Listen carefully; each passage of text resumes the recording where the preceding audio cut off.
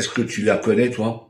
Tu peux dire c'est un imam, hein. Femme mais imam. Elle est doctoresse dans les sciences islamiques, obtenue à l'université Al-Azhar, il y a des années de cela. C'est la doctoresse Souad Saleh. Elle est très connue dans le monde arabe. Dans les années 60, 70, elle a étudié à Al-Azhar où elle a obtenu son doctorat dans les sciences islamiques. C'est pas n'importe qui. Eh bien, je vais te montrer une photo de cette époque, de cette dame, lorsqu'elle était étudiante.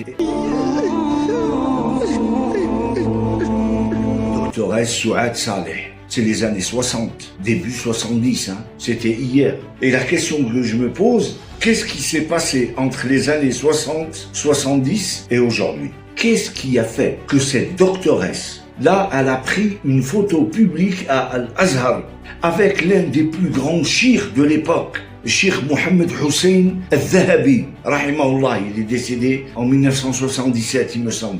Un spécialiste du Coran, de l'exégèse du Coran. Il prend une photo avec elle, elle est sans voile. Ni lui ni elle ne se sont dit c'est haram. Je pose juste la question, est-ce que cette dame aujourd'hui, qui porte le voile aujourd'hui, est mieux connaisseuse des textes qu'elle ne les connaissait auparavant? Non, c'est les mêmes textes, ils n'ont pas changé les textes. Les mêmes versets, les mêmes hadiths. Pour aller de là à là. Que s'est-il passé durant cette période de quelques années, seulement 30 ans, 40 ans, 50 ans? Qu'est-ce qui s'est passé? Tout un bouleversement. La propagande wahhabite, la propagande salafiste et la propagande des frères musulmans. D'un islam des années 60, nous sommes passés à un autre islam, aujourd'hui 2026. Ils ont pris en étau la communauté musulmane et ils nous ont inventé un islam pour arriver à ça.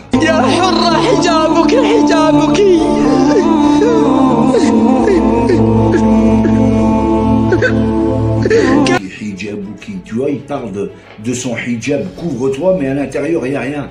Alors que les gens d'Al-Azhar, à l'époque, les chiites et les imams de l'université Al-Azhar, pour ne parler que d'Al-Azhar, eux, s'intéresser à la femme, ce qu'elle allait apprendre dans sa tête, pas à couvrir sa tête. Voilà toute la différence entre les femmes d'avant musulmanes et les femmes d'aujourd'hui musulmanes. Le monde a bien changé et la question se pose, mon ami, que dire de ce qui s'est passé après la mort du prophète?